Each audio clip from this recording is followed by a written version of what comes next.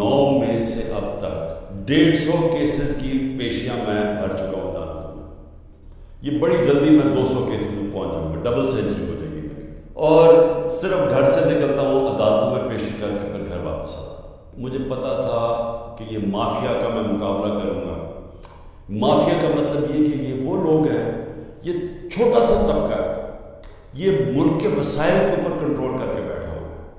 یہ آپس میں ملے ہوئے ہیں. انہوں نے جب میری حکومت چل رہی تھی تو انہوں نے پورا پروپیگنڈا کیا, میڈیا کے ہاؤسز کے لوگ ان کے ساتھ ملے ہوئے تھے. اب وہ ذرا دور دیکھ لیں, کیونکہ اللہ الحق ہے, وہ تو اب اکنامک سروے جو کہ ہر سال معیشت کے اوپر ایک سروے پبلش ہوتا ہے, اکنامک سروے آف پاکستان, اس کے اندر واضح لکھا ہوا ہے سب سے بہترین پرفارمنس. اسی وجہ سے آج سے 27 سال پہلے میں نے اپنی انصاف کی تحریک شروع کی تھی. تو میں تو بڑی پہلے اس نتیجے پہ آ گیا تھا کہ جس ملک میں انصاف نہیں, قانون کی حکمرانی نہیں, رول آف لا نہیں, وہ ملک ترقی نہیں کر سکتا. جب طاقتور فیصلہ کرتا ہے اس ملک میں تو کیونکہ وہ قانون کے اوپر ہے, وہ ہر قسم کا ظلم کر سکتا ہے کمزور. اب یہ سب کچھ ہو رہا ہے کہ کہیں عمران خان گھٹنے ٹیک کے ہمارے پاس آ جائے کہ سر جو آپ کہتے ہیں میں تیار ہوں. بس اس کے لیے ہر قسم کا حربہ استعمال کیا جا رہا ہے, ہر قسم کا, میرے پہ بھی نہیں, میرے خاندان کے اوپر, ان کے علاوہ جو تحریک انصاف کے اندر لوگ ہیں جو کھڑے ہیں آج, ان سب کے اوپر ابھی گزر رہی ہے. میں کبھی نہیں سمجھتا تھا کہ میں اپنے ملک میں یہ حالات دیکھوں گا. رات کے 3 بجے گھر میں گھستے ہیں 30-40 پولیس والے اور اپنے منہ کور کر کے گھستے ہیں. یہ بھی ذرا سوچیں کہ کئی شلوار قمیض یعنی عام کپڑوں میں آتے ہیں, پولیس کی وردیوں میں نہیں آتے, لیکن کلشنکوفs پکڑ کے عام گھروں میں آ جاتے ہیں. وہاں بچے ہوتے ہیں, وہ کئی بچوں کے اوپر کیا گزرتی ہے وہ جب دیکھتے ہیں.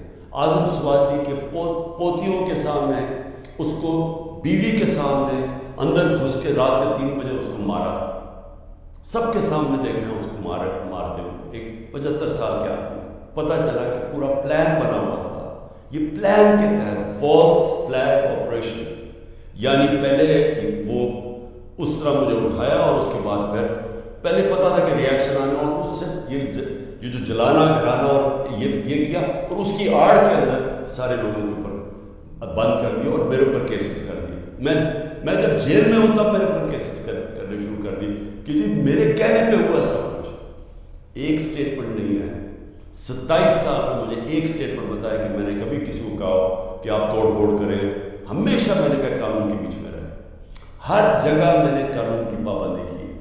جب مجھے لگا انتشار ہوا میں نے اپنی پارٹی کو پیچھے ہٹایا. یہ جو کیس ہے میرے اوپر القادر کا, یہ کیس کیا ہے؟ کیس یہ ہے کہ کیبنٹ ایک فیصلہ کرتی ہے اور وہ یہ کہتے ہیں کہ جو مجھے ذاتی فائدہ ہوا. ذاتی فائدہ کیا ہوا؟ القادر یونیورسٹی. القادر یونیورسٹی تو 7 مہینے پہلے شروع ہو گیا تھا کام اس میں, وہ تو مکمل بھی پہلے ہو گئی تھی.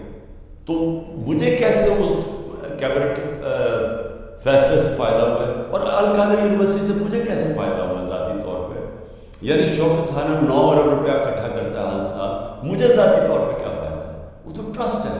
کبھی کسی نے یہ نہیں پوچھا کہ جو انگلینڈ کے اندر جو NCA کی ڈیل تھی ملک ریاض, جو 190 ملین پاؤنڈ آیا تھا یہاں ملک ریاض کا, کسی نے نہیں پوچھا کہ اس کے اندر سے 18 ارب روپے کا گھر خریدا ہے 1 ہائیڈ پارک لندن کے اندر.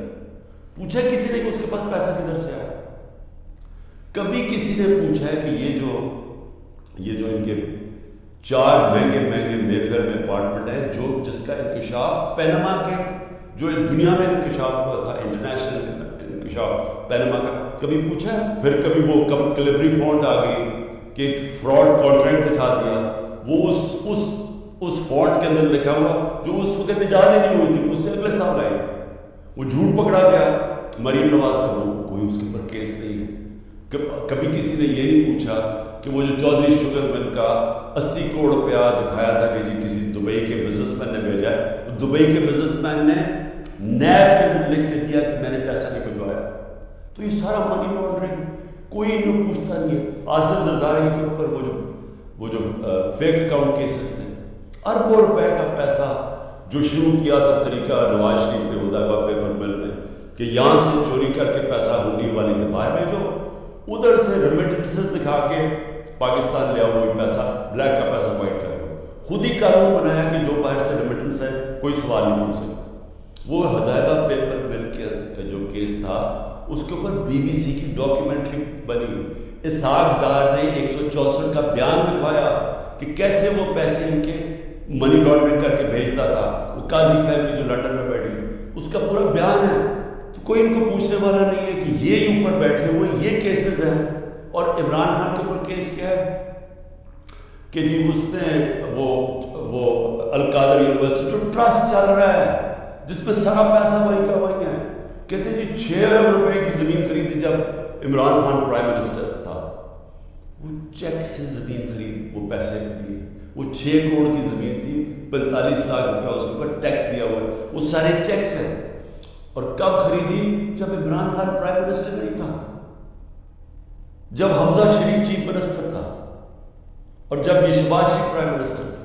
یہ تب زمین سارا چیکس کے اوپر ہے. کیوں وہ بیچارے جو کشتی میں جن لوگوں سے پوچھے ہیں رشتہ داروں سے جو گریس میں یہ کشتی میں ہمارے کوئی 300 پاکستانی بیچارے ڈوبے ہیں، ان سب نے کیا کہا کہ ہمیں کوئی امید ہی نہیں نظر آ رہی پاکستان میں ہمارے کوئی چانس ہی نہیں اپنے آپ کو اوپر لے جانے کا. یعنی وہ لوگ اس ملک سے امید چھوڑ کے بیچارے یہ نکل رہے ہیں، پیسے دیتے ہیں، قرضے اکٹھے کر کے نکلتے ہیں یہاں سے. یہ وہ لوگ ہیں کیونکہ یہاں جو طاقتور ہے وہ جو مرضی کر لے اس کو یہاں کا پاکستان کا انصاف کا نظام نہیں پکڑتا. اور یہ ہمارے سامنے بیٹھے سارے دن دناتے ہوئے 30 سال سے جو ایک دوسرے کو چور کہہ رہے تھے آج سارے اوپر بیٹھے ہوئے. کوئی ان کے اوپر کیسز نہیں، ختم ہو رہے ہیں ان کے کیسز. کیس کس کے اوپر کر رہے ہیں؟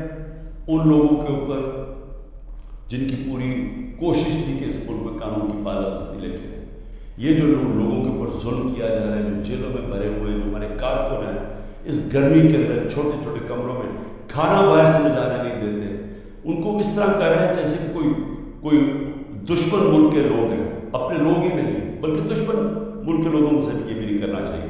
جب تک ہم اس ملک کے اندر اپنا انصاف کا نظام نہیں ٹھیک کرتے، جب تک طاقتور اسی طرح ظلم کرتا رہے گا کمزور پہ، اسی طرح ہمارے غریب لوگ یہاں سے ملک سے کوشش کریں گے یہ کشتیوں میں باہر جانا، کیونکہ یہاں روزگار ملنا نہیں ہے. جب تک ہم انصاف کا نظام نہیں ٹھیک کرتے ہیں سرمایہ کاری نہیں ہونے لگی.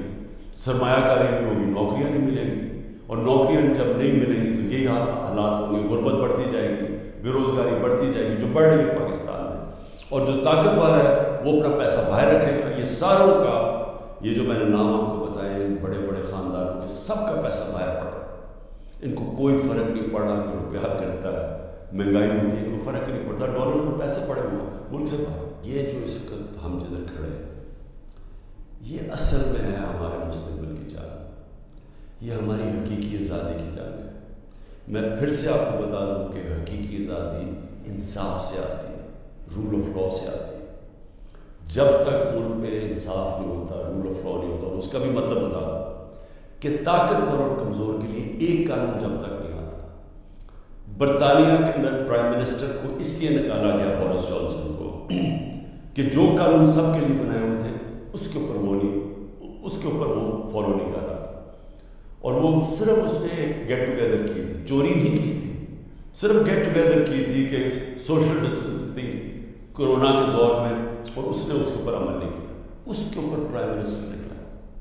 ہمارا یہاں دیکھ لیں کہ اوپر ابھی ایک ٹیپ جو آڈیو ٹیپ آئی ہے اس میں کیا شہباز شریف کہہ رہا ہے کہ مریم کے داماد کے لیے اس کی ہاؤسنگ سوسائٹی ہے تو گریڈ اسٹیشن لازمی ہوتا ہے، جو ہاؤسنگ سوسائٹی بنائے وہی گریڈ اسٹیشن بناتا ہے. اور وہ کہہ رہا ہے کہ مریم کہہ رہی ہے کہ وہ سرکاری طور پہ بنے. یعنی 70 کروڑ روپے کا عوام کو نقصان پہنچا رہی ہے ٹیکس کے پیسے پہ تاکہ داماد کا 70 کروڑ روپیہ بچ جائے. یہ اس کے کانورسیشن میں کہہ رہا ہے اور وہ اس کا پرنسپل سیکرٹری کہہ رہے ہیں فکر نہ کرے کہ ہم کر دیں گے. یعنی ملک کو 70 کروڑ روپے کا نقصان پہنچائیں گے اور ان کو یہ جو اوپر خاص کلاس بیٹھے اس کو فائدہ پہنچائیں گے. میں سارے پاکستانیوں کو کہہ رہا ہوں کہ یہ اگر یہ جو اوپر قبضہ گروپ بیٹھا ہوا ہے اور یہ ظلم کر کے لوگوں کو ڈرا کے ہمیں غلام بنا رہا ہے، یہ اس جہاد کے اندر آپ نے کسی صورت پیچھے نہیں ہٹنا. میں پھر سے آپ کو کہتا ہوں پیچھے ہٹ گئے ملک کا مستقبل کیا. ہمیں وہی علامہ اقبال کی جو